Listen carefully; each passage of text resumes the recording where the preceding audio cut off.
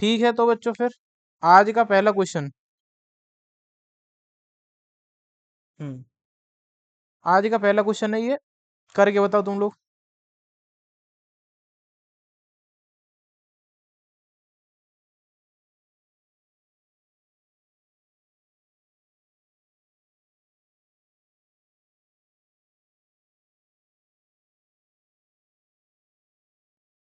आसान क्वेश्चन है, previous year का क्वेश्चन है आया हुआ। मुझे लगता है कि कर पाओगे तुम लोग।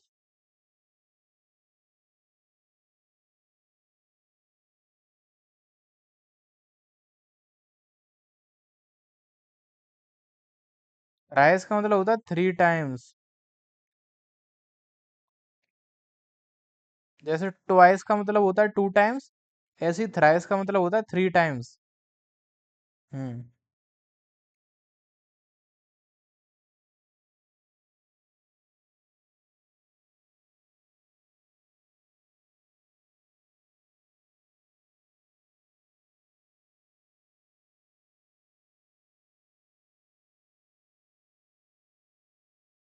क्वेश्चन कह रहा है कि 5 साल पहले अमित बलजीत से 3 गुना बड़ा था, और 10 साल बाद अमित बलजीत से 2 गुना बड़ा होगा। अभी प्रेजेंट एज बता दो, जो अभी एजेज है उनकी दोनों की। What are their present ages? 5 साल पहले और 10 साल बाद, दो कंडीशन दी है तुम्हें।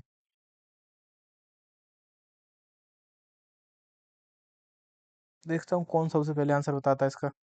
मुझे उम्मीद है कि ज्यादातर बच्चे कर पाएंगे इस क्वेश्चन को, क्योंकि एज वाले क्वेश्चन में सबसे आसान वाला मान लो तुम इसे। स्टैंडर्ड क्वेश्चन है ये तो।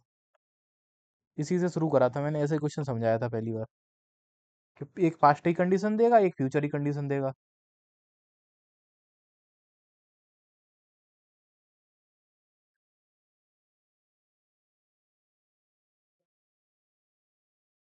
अच्छा, एक सेकंड। अमित की एज 50 साल, और बलजीत की कितनी बताई तुमने? 20। सही है। गुड। आंसर सही है। और किसी का कोई और आंसर तो नहीं आया इसके अलावा? धीरज है? आंसर आया कि नहीं आया? और अमोल?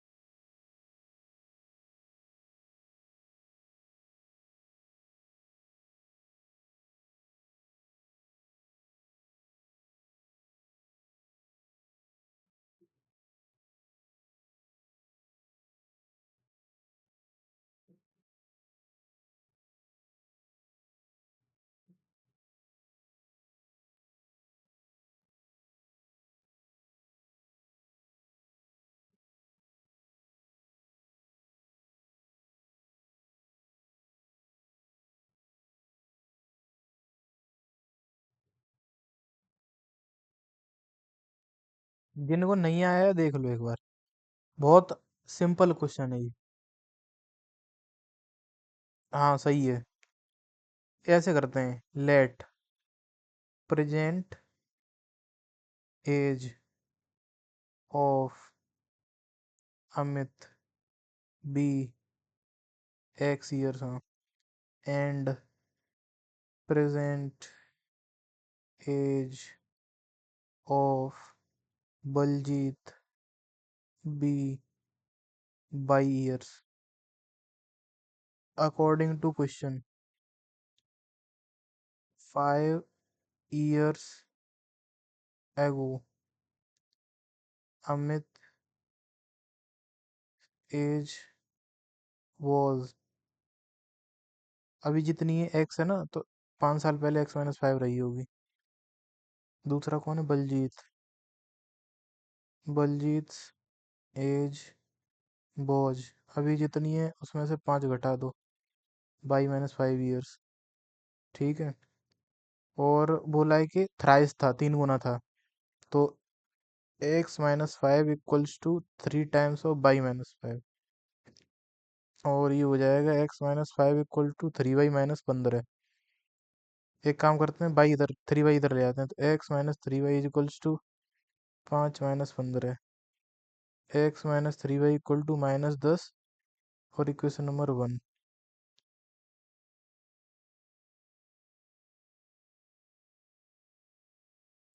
इसे मैं यहीं लिख देता हूँ, x-3y = -10, इक्वेशन नंबर 1। अब उसने दूसरी कंडीशन बोली है कि 10 ईयर्स हैंस, वो मैं यहाँ लिख दे रहा हूँ। 10 ईयर्स हैंस यानी 10 साल बाद अमित कितना होगा? अमित एज बिल बी, जितनी अभी है उसमें 10 जोड़ दो, इतने साल का हो जाएगा। और दूसरा कौन है? Baljeet. Baljeet age will be, जितनी अभी है उसमें 10 जोड़ दो, इतना ईयर्स। ठीक है। x + 10 बराबर 2 टाइम्स, ट्वाइस बोला है ना, 10 साल बाद ट्वाइस होगी, equal two by, twice of y + 10। तो आगे फर्दर इसे सॉल्व करेंगे तो x + 10 = 2y, और दो का इंटू करेंगे तो 20। ठीक है। और 2y इधर ले आएंगे तो x - 2y = 20 - 10, यानी कि x - 2y = 10। Equation number second, इन दोनों को जब सॉल्व कर लोगे, एक्स और वाई की जो वैल्यूज मिलेंगी वही दोनों की प्रेजेंटेजेस हैं। तो एक्स की वैल्यू आएगी 50, वाई की वैल्यू आएगी 10, सॉरी 20। ठीक है। अगर किसी बच्चे को समझ में ना आया हो तो बोलो एक बार। प्रिंस और दीपक।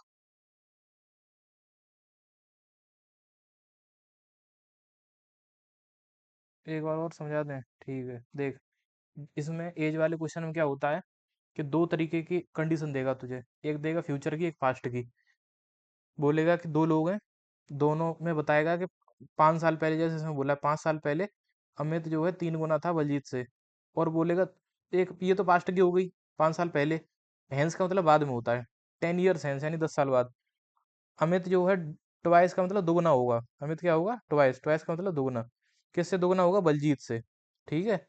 तो ये जो है कंडीशन फ्यूचर की हो गई। अभी की एज निकालनी है, प्रेजेंट एज जो अभी है, अभी की एज ही निकालनी होगी, ध्यान रखना ज्यादातर। और अभी की जो प्रेजेंट एज है उसको एक्स ईयर और वाई ईयर अज्यूम कर लेना है तुम्हें। मैंने मानी कि अमित की अभी एज है एक्स, बलजीत की है वाई। फिर मैंने लिखा कि 5 साल पहले 5 घटा, तो सीधी सी बात है 5 साल पहले x - 5 और y - 5 होंगी। फिर बोला उसने कि 5 साल पहले जो भी एज थी वो, मतलब बलजीत 3 गुना, अमित 3 गुना था, Amit was thrice as old as Baljeet. तो एक्स मैन यहाँ पे कर दी, ये देखिए पहली कंडीशन ये वाली, ये जो है कंडीशन नंबर 1 है ये वाली, ये। ठीक है। कि उस वक्त की एज अमित की equal to 3 times of Baljeet की एज। यहाँ से इक्वेशन पहली मिल गई हमें, ये इक्वेशन नंबर 1 ये है। ठीक है। ऐसे ही दूसरी कंडीशन बताइए, 10 ईयर्स हैं, दोनों की एज में 10 10 साल जोड़ दिए मैंने, x + 10 y + 10 हो गया। x + 10 ट्वाइस है y + 10 का। यहाँ से हमें दूसरी इक्वेशन मिल गई, क्वेश्चन खत्म। दोनों को सॉल्व कर लेंगे, एक्स और वाई की वैल्यू निकल आएगी, यही आंसर है हमारा। बता, कोई प्रॉब्लम हो किसी को तो?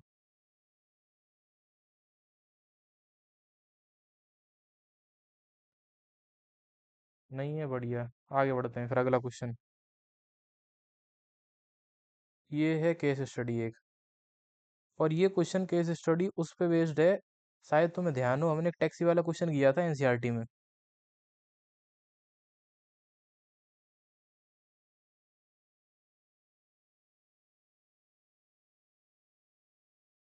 कर पाओगे?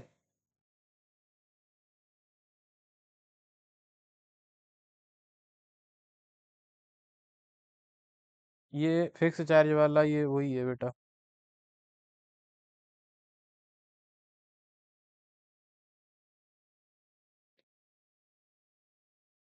क्या आ रहा है?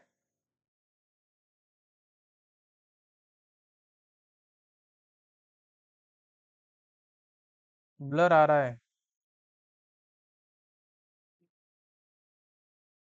सब बच्चों को ब्लर दिख रहा है या फिर सिर्फ ऐसे ही दिख रहा है, बताना एक बार मुझे।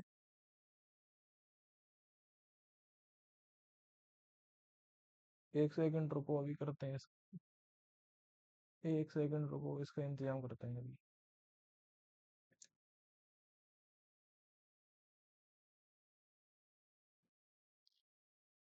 बताना मुझे, अभी मैं।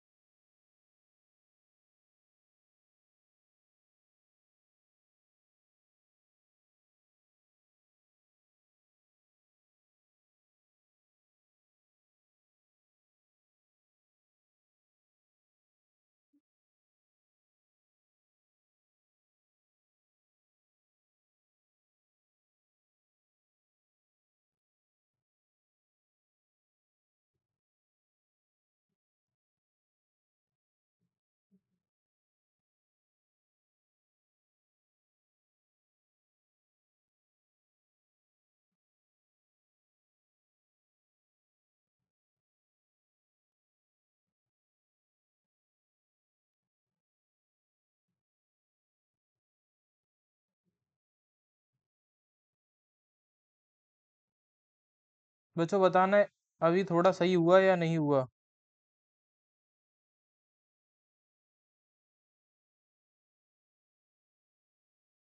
आवाज आ रही है मेरी? सही हुआ या नहीं हुआ? नहीं हुआ तुम्हारा अभी?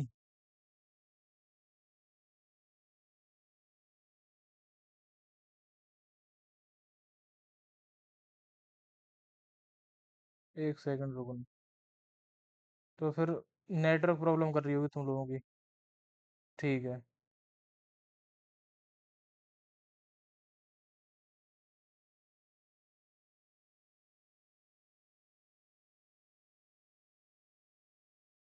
सही हो गया।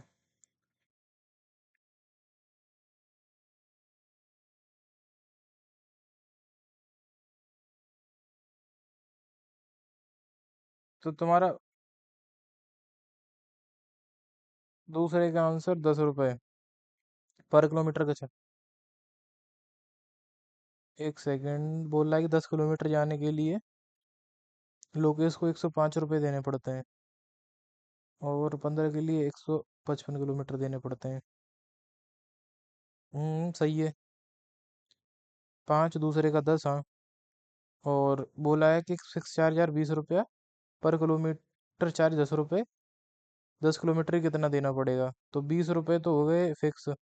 10 किलोमीटर का 100 रुपये। हाँ, 120 आंसर है तीसरे का, सही है। फिर चौथा इसका जो चॉइस वाला क्वेश्चन है उसका आंसर क्या होना चाहिए?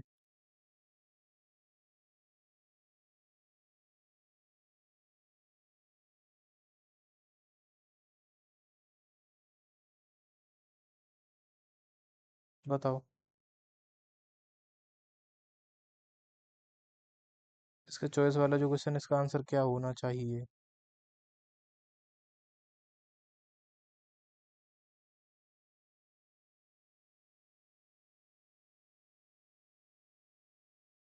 आर्यन, चौथे वाले का आंसर बताओ। 360। देखो, 10 किलोमीटर टोटल अमाउंट निकालनी है। 10 किलोमीटर गया है होम से ऑफिस, 5 रुपये फिक्स चार्ज है। 10 किलोमीटर का 100 रुपये, लौट के ऑफिस से होम 5 किलोमीटर फिक्स चार्ज है। और 25 इंटू 10 कितना हुआ? 250 रुपये। तो ये टोटल बनेगा 105 और 5 10, और 250 और 350, 10 360 आ रहा है यहाँ। 360 बोला था, हाँ। यही है। प्रिंस सही दिख रहा है कि नहीं है वो? कि वही आ रहा है बार बार? चलो ठीक है। देखो, 5 रुपये, देखो फिक्स चार्ज है। तो 10 किलोमीटर जब गए तुम, तो 5 रुपये फिक्स चार्ज, 10 किलोमीटर का 100 रुपये हो गया 10 रुपये के हिसाब से। 25 किलोमीटर जाओगे तो 5 तो फिक्स है, 250 रुपये हो गए 25 किलोमीटर का 10 के हिसाब से। दोनों को जोड़ेंगे 360 आंसर आ जाएगा फाइनल। बताओ यहाँ तक कोई दिक्कत हो तो।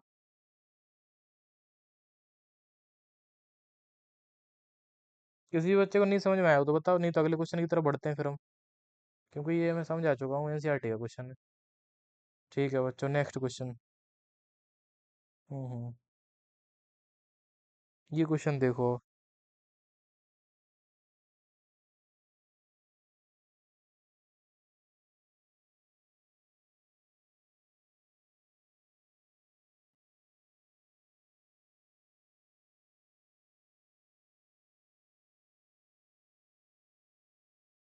एम की वैल्यू बतानी है।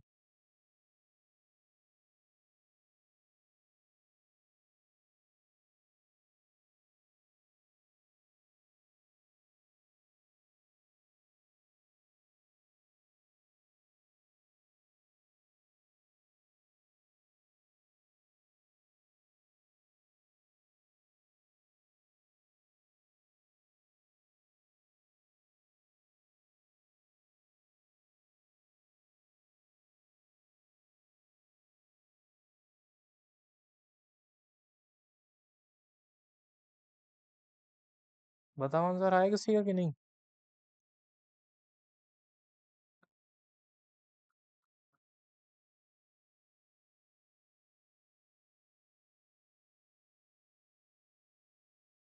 सही है, सही है, सही है। देखो, A1/A2 equals to B1/B2 and does not equals to C1/C2। तो उससे C1 C2 से फर्क ही नहीं पड़ता, हमें इन दोनों को बराबर रखना है सिर्फ। इस यहाँ से जो है क्रॉस मल्टीप्लाई करेंगे, 3 × 5 15, और 2 2 जा 4M, 4 आ जाएगा डिवाइड में। 15/4M की वैल्यू हो गई। D option is the right answer. सबको समझ में आ गया होगा मुझे लगता है। नेक्स्ट क्वेश्चन पूछते जाना अगर नहीं आए तो। अगला वाला बताओ, नेक्स्ट।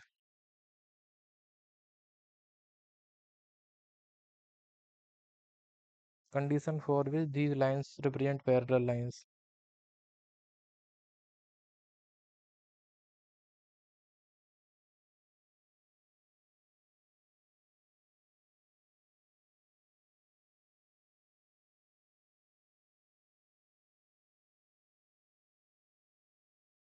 हम्म।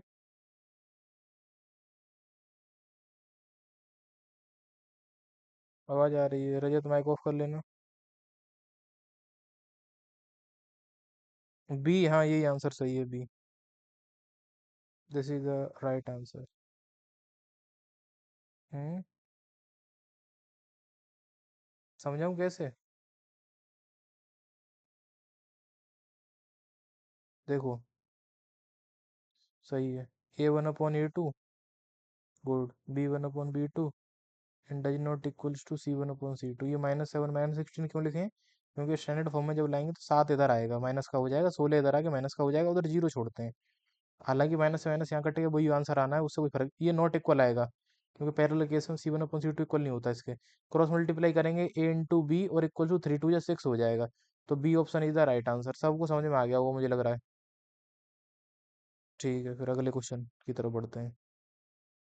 ये वाला क्वेश्चन करके बताओ। ये बोर्ड में आया हुआ क्वेश्चन है, और शायद ध्यान हो, मैंने तुम्हें अभी कुछ दिन पहले कराया था, कल या परसों कराया, परसों कराया था जहाँ तक मुझे ध्यान है। ये sum of ages of two children वाला। मैंने बत, हाँ मैंने बताया था, RD में RS में देखने को मिल जाएगा ये क्वेश्चन। प्लस बोर्ड ने भी पूछा है 1 2 बार।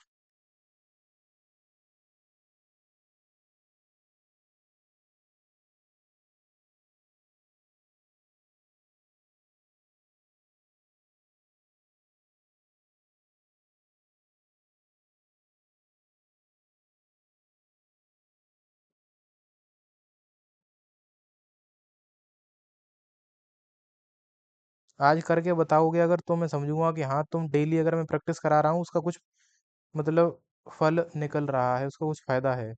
नहीं तो पता चले कि परसों करा हुआ क्वेश्चन अगर तुम्हें आज नहीं आ रहा है, तो इसका मतलब है कि कोई उसका मतलब नहीं है पढ़ाने का, प्रैक्टिस करवाने का।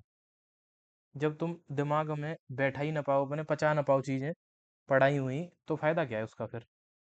इसका मतलब ये है कि तुम्हारी तरफ से कमी है। अगर इस क्वेश्चन को नहीं कर पा रहे हो तो इसका मतलब ये है कि तुम कमी तुम्हारी तरफ से है। और कमी तुम्हारी तरफ से है तो वो उसका इलाज मेरे पास तो नहीं है। मैं सिर्फ और सिर्फ रास्ता दिखा सकता हूँ, चलना तुम्हारा काम है उस पे।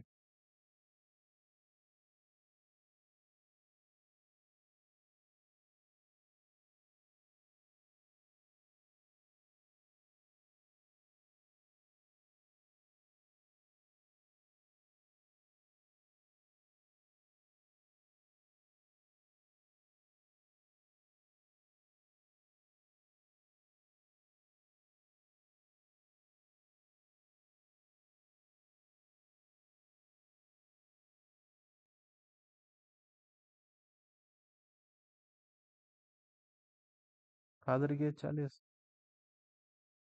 और किसी का आया आंसर?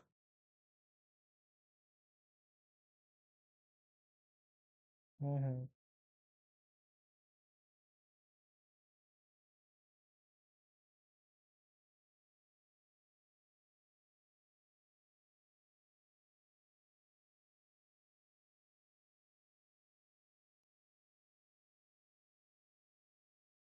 सही आई है सबकी। और बाकी बच्चों ने नहीं कर पाया, समझाऊं या नहीं? हाँ बोल दो एक बार, समझा दूंगा।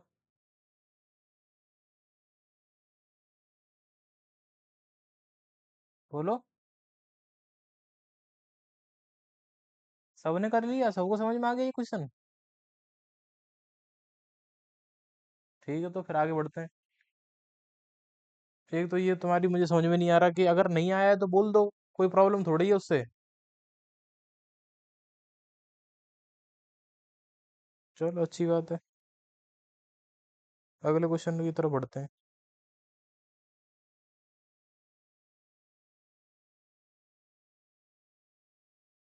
दीपक, आर्यन, समझ में आ गया था क्वेश्चन ये वाला तुम्हें? कर लिया था? हाँ।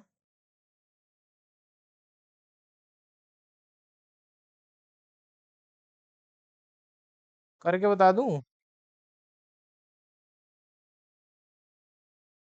देख।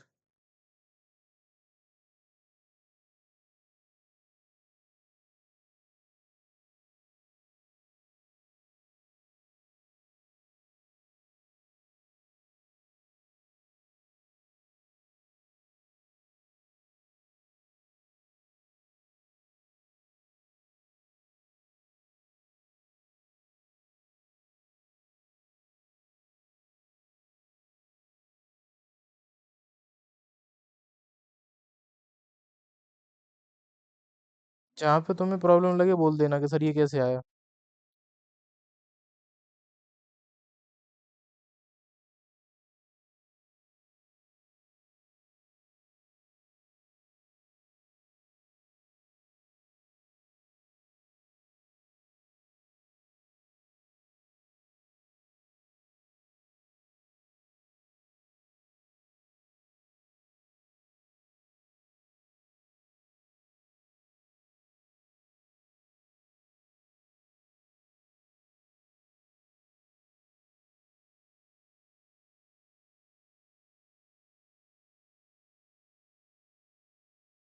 ये वो धीरज बता देना जहाँ समझ में ना आए।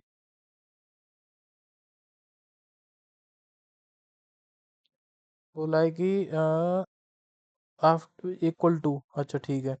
यानी कि 20 साल के बाद जो फादर की एज होगी वो बच्चों की एज का सम के इक्वल होगी, यानी ये इसके इक्वल होगा। 20 उधर भेज दो। X minus y equal to 40 - 20। X की वैल्यू 2y इसमें पुट कर दो लाके। तो ये हो जाएगा तुम्हारा 2y माइनस वाई 40 - 20 20। 2y में से वाई घटाया, वाई की वैल्यू 20 आ गई, तो उठा के क्वेश्चन फर्स्ट में पुट कर दो। यहाँ जब पुट करोगे तो एक्स इक्वल्स टू आ जाएगा तुम्हारा 2 × 20, यानी कि 40 ईयर्स। खत्म। आगे बढ़ते हैं, अगला क्वेश्चन ये वाला करके बताओ। ग्राफिकली तुम्हें इक्वेशन सॉल्व करनी है और ट्रायंगुलर रीजन शेड करना है बाई एक्सिस, और इन दोनों लाइनों के बीच में जो बनेगा वो।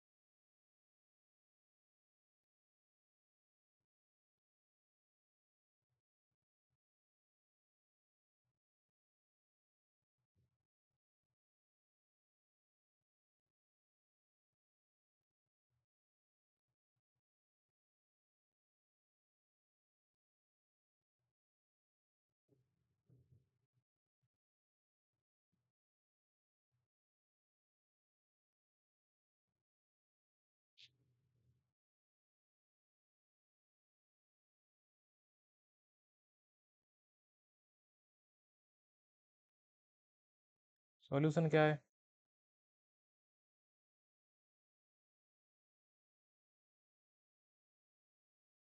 हम्म। ट्रायंगुलर रीजन जो दोनों लाइंस और बाई एक्सिस के बीच में बनना है उसको शेड करना है।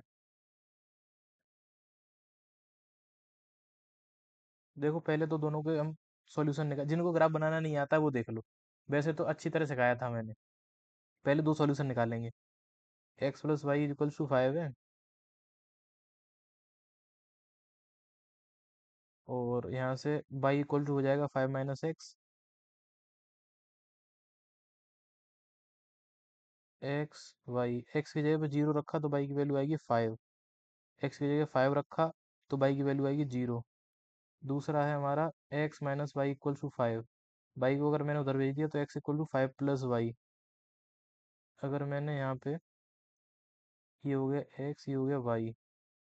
अगर मैंने बाई की वैल्यू 0 रखी तो एक्स की वैल्यू 5 आएगी। बाई की वैल्यू अगर -5 रख दी तो इसकी वैल्यू 0 आ जाएगी। नहीं तो कुछ और रख लेते हैं, क्या प्रॉब्लम है? मैं -5 भी रख रख देता हूँ, छोड़ो -5। इसकी 0 आ जाएगी, सीधी सी बात ये है। बाई की वैल्यू -5 पे ये 0। तुम्हारा मानो वो रख सकते हो वैल्यू, कोई प्रॉब्लम वाली बात नहीं है। अब हम बनाएंगे ग्राफ।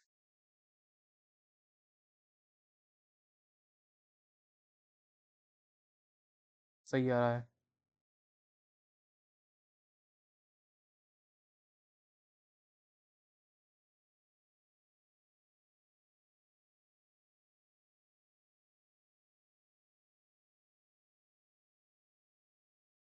1 2 3 4 5।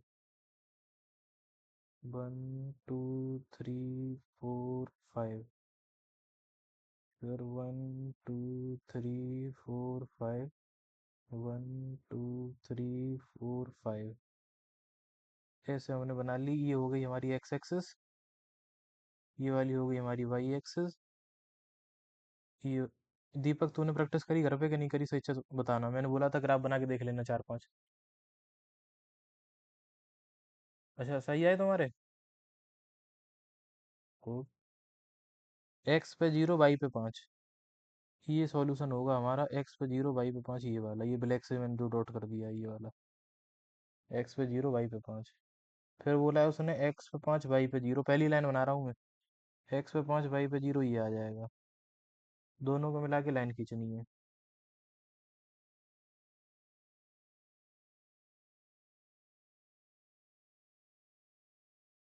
एक्स प्लस वाई बराबर 5। अच्छा जी। फिर आगे नेक्स्ट जो हमारी लाइन है वो है वाई पे 5 और एक्स पे 0। नहीं, एक्स पे 5 वाई पे 0। एक्स पे 5 वाई पे 0, यही कॉमन पॉइंट आ गया एक्स एक्सेस पे जो पॉइंट है ये वाला ब्लैक वाला। और एक्स पे 0 वाई पे -5, तो ये आ जाएगा ये। दोनों को मिला के खींचनी लाइन। ऐसे जाएगी ये। इस पे इसकी इक्वेशन लिख देंगे। क्या थी? एक्स माइनस वाई बराबर 5। अब उसने बोला है कि जो ट्राइंगल बना दोनों लाइन और एक्स एक्सेस के बीच में, इसको करना है शेड। इसको शेड करोगे तो ये हमारा देखो ट्रायंगुलर रीजन ये आ रहा है। ये आ रहा है ट्रायंगुलर रीजन ये वाला। पेंसिल से शेड कर देना तुम लोग, नहीं तो पेन से कर देना, कोई दिक्कत वाली बात नहीं है। बोर्ड में आ जाए तो ठीक है। ये हो गया हमारा ये।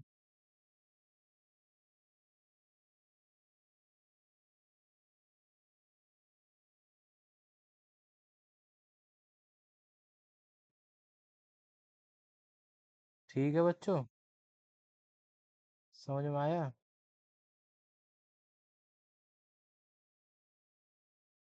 यही यही करना था। दोनों को तो, दोनों मतलब लाइन किस पॉइंट पे काट रही हैं? जिस पॉइंट पे काट रही हैं ये हो गया इनका सॉल्यूशन, जो कि है एक्स पे 5 वाई पे 0।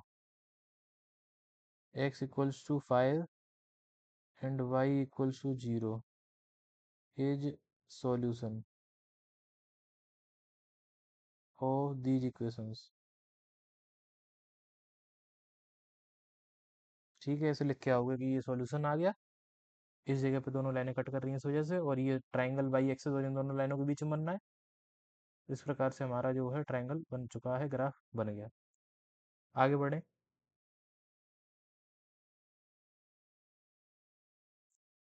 अंकुर, क्वेश्चन समझ में आ रहे हैं तुम्हें? ये क्वेश्चन कर पाया था या नहीं अंकुर?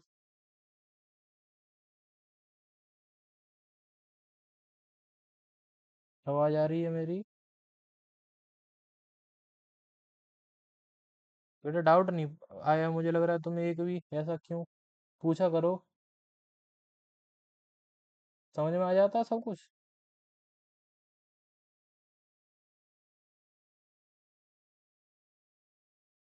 पूछा करो, जहाँ प्रॉब्लम होती है वहाँ। अगला क्वेश्चन नहीं है। कॉस्ट वाला क्वेश्चन उस दिन एक होमवर्क में भी दिया था, करा था तुम लोगों ने? ये भी करके बताओ।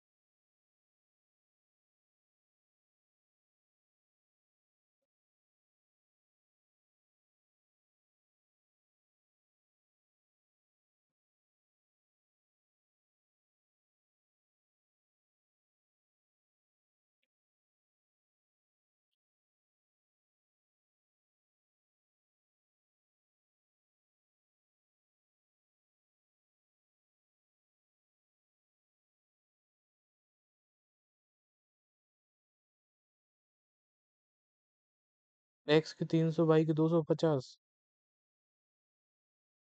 ठीक है, सही जवाब।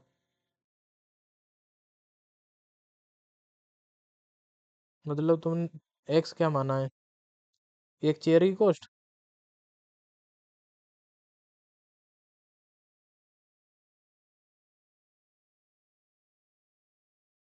सही है, आंसर यही होगा। बाकी बच्चों को भी सॉल्व करना चाहिए था इतनी देर में।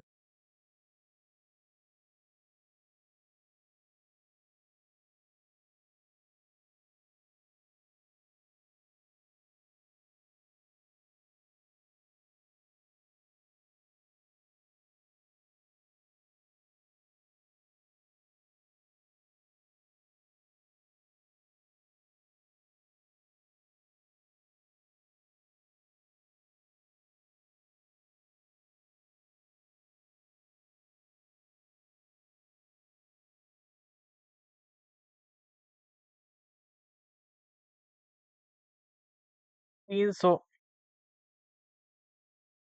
अच्छा, क्या धीरज, क्या बोल रहे हो तुम? देखना, आप सॉल्यूशन देखना बच्चों तुम। हम्म।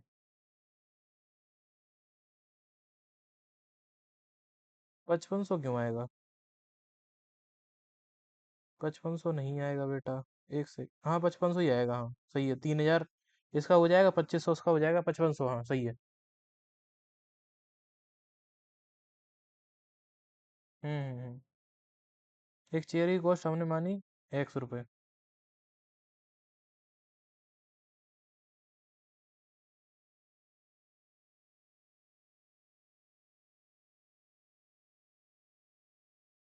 एक टेबल की 22 रुपीज।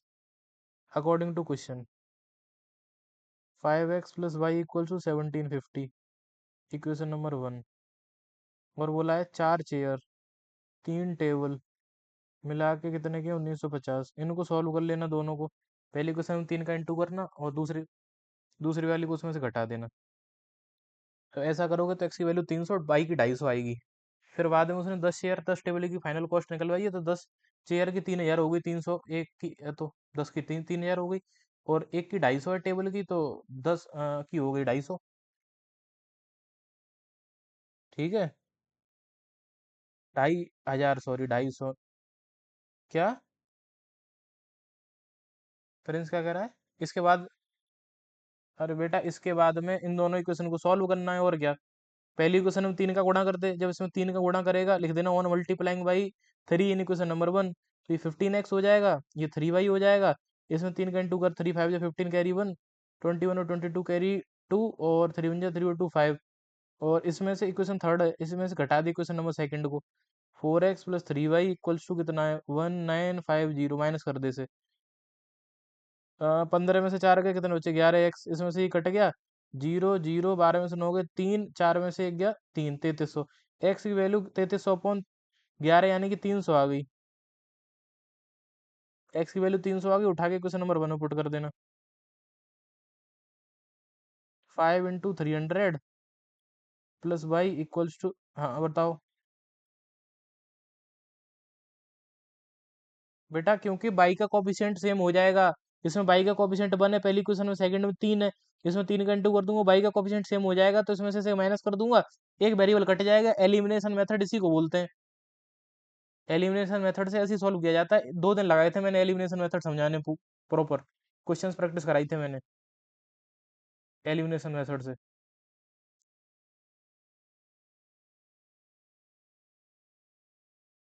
तुम थे नहीं मुझे लग रहा है तो। बाई की वैल्यू 250 आ गई यहाँ पे, 17.5 में से 1500 माइनस करेंगे। ऐसे ही करते हैं एलिमिनेशन मेथड में, एक वेरिएबल कोएफिशिएंट सेम बनाते हैं। 3 का इसमें इंटू कर दिया पहली क्वेश्चन में, बाई की 250, एक्स की 300, और 10 शेयर डस्ट टेबल की निकालेंगे 5500। किसी कोई दिक्कत हो तो बताओ मुझे एक बार पहले, तब आगे बढ़ेंगे हम। प्रिंस बता।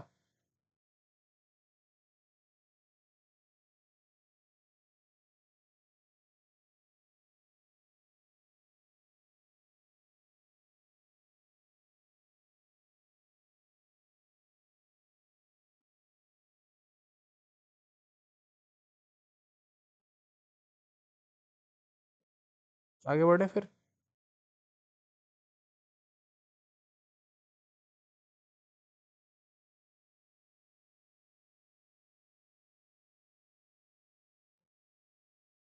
ये वाला क्वेश्चन करके बताओ, ग्राफिकली इसको भी सॉल्व करना है।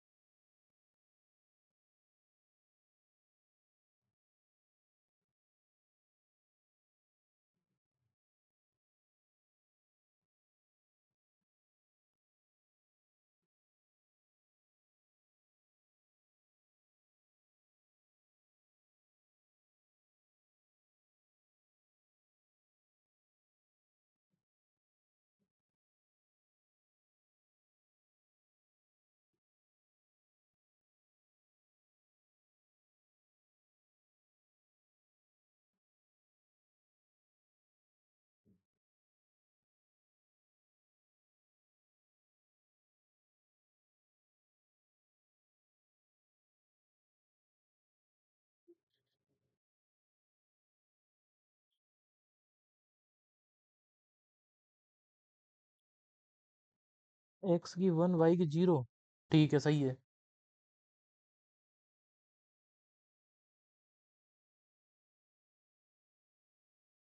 सही जवाब, यही है आंसर। कैसे सॉल्व, ग्राफिकली सॉल्व किया या फिर तुमने सब्स्टिट्यूशन लगा दिया, या एलिमिनेशन।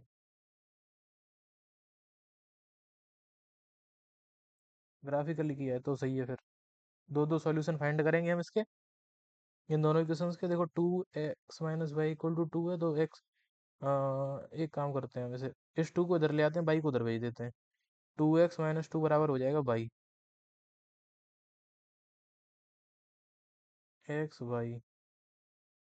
एक्स की जगह वैल्यू पुट करी मैंने 1, बाई की हो गई 0, और एक्स की जगह 0 पुट करी तो बाई की -2। ऐसे ही दूसरे क्वेश्चन को सॉल्व कर लेते हैं। 4x - y = 4, बाई को उधर ले गया, बाई इधर आके पॉजिटिव, 4 इधर आके नेगेटिव। इसमें भी एक सॉल्यूशन कॉमन दिखेगा तुम्हें। यहाँ से भी पता चल रहा है कि एक्स की वैल्यू 1, वाई की 0, दोनों में जो कॉमन आए वही सॉल्यूशन होता है। ठीक है, एक्स की जगह पे 0 रखा तो ये -4 हो जाएगी, 0 नहीं रख रहा मैं, 2 रख रहा हूँ।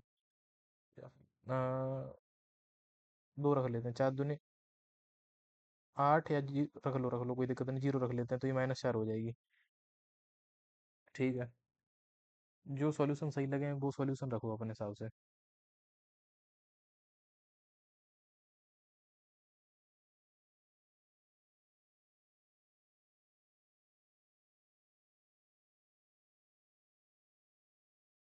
1, 2, 3, 4, 5 एंड सो ऑन।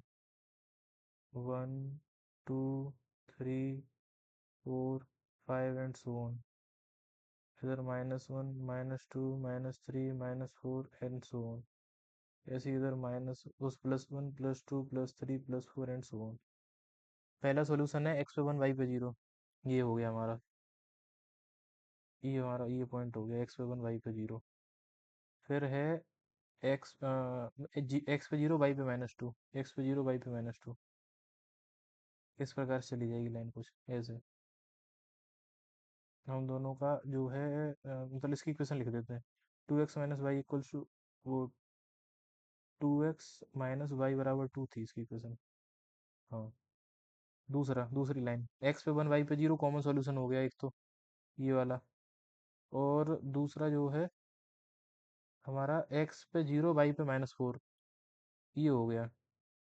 तो जो लाइन है वो इन दोनों को मिला के ऐसे करके निकल जाएगी कुछ कुछ ऐसे। जिस जगह पे दोनों लाइनें काट रही हैं वो आंसर हमारा है इसका सॉल्यूशन। ठीक है, तो साफ साफ दिख रहा है कि ये जो पॉइंट है इस पे काट रही हैं दोनों लाइनें। ये इसका वैल्यू है x पे, x की वैल्यू इस पे 1 है, y की 0 है। तो सॉल्यूशन क्या हो गया? सॉल्यूशन हो गया x = 1, y = 0। ऐसे कर रहे हैं, करना है ये। ऐसा कोई बच्चा जिसने ये नहीं कर पाया हो? अंकुर, तुमने ये क्वेश्चन किया या नहीं किया? सच सच बताना मुझे।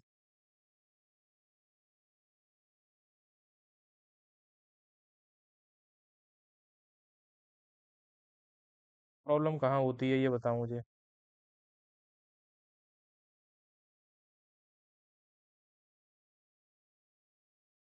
बताओ, प्रॉब्लम कहाँ आती है इसमें? ये ग्राफ वाले क्वेश्चन में प्रॉब्लम होती है क्या? क्या नहीं सॉल्व हो पाया था? सॉल्यूशन नहीं निकाल पाए थे?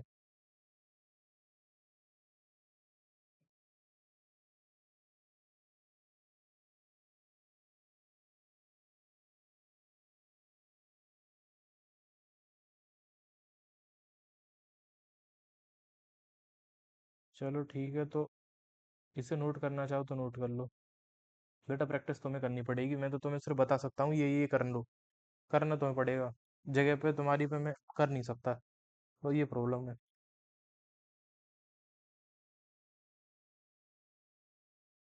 समझ में आ रहा है? आगे बढ़ते हैं। दीपक हो गया था कि नहीं?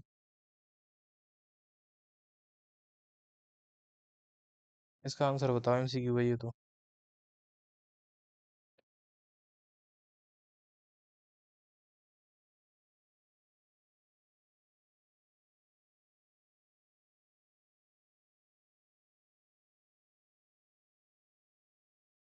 बताओ बेटा। No solution?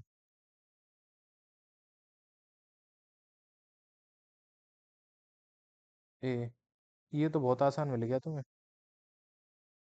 हलवा क्वेश्चन एकदम। A1 की वैल्यू, B1 की वैल्यू, C1 की वैल्यू, A2 की वैल्यू, B2 की वैल्यू और ये C2 की वैल्यू, हालांकि ये -C1 की है। तो 5/10, 4/8, -20/, -16, 1/2, 1/2, 0 से 0 काटा, 5/4। क्लियरली दिख रहा है ये दोनों इक्वल है, ये नहीं है लेकिन इसके इक्वल। तो आज के लिए इतने ही क्वेश्चन थे बेटा। PDF भेज दूंगा ग्रुप पे, नोट कर लेना। और साइड बुक से जो एक्स्ट्रा क्वेश्चंस करते हो तो डाउट्स लेके आया करो, पूछा करो। ठीक है, समय देना पड़ेगा। तुम्हें लग रहा हो कि बिना समय दिए और तुम मैथ्स में नंबर ले आओगे, ऐसा भूल जाओ तुम। ठीक है। पेपर कठिन आता है, बोर्ड कॉपी हार्ड चेक करता है। तो अगर तुम्हें मार्क्स लेके आने हैं तो क्या करना पड़ेगा? प्रैक्टिस करनी पड़ेगी, समय देना पड़ेगा। मिनिमम 1 घंटा डेली निकालना है तुम्हें अलग से मैथ्स के लिए। ये मैं पढ़ा रहा हूँ, इसके अलावा इतना निकाल के चलोगे, यही एट द एंड काम आएगा। तुम सोचोगे लास्ट में जब पेपर आएगा मैथ्स का, तो दो दो मतलब पूरा पूरा दिन पढ़ेंगे, और लास्ट के 2 दिन या 3 दिन 24-24 घंटा पढ़ लेंगे, तो ऐसा कभी कुछ नहीं होना। उस 24 घंटे पढ़ने से भी कुछ नहीं होने वाला। ध्यान रखना इस बात का। काम क्या आएगा? आज की प्रैक्टिस काम आएगी तुम्हारी, कि तुम पूरी साल क्या कितनी प्रैक्टिस करते करते पहुंचे हो तुम वहां तक। ध्यान रखना इस बात का। ठीक है।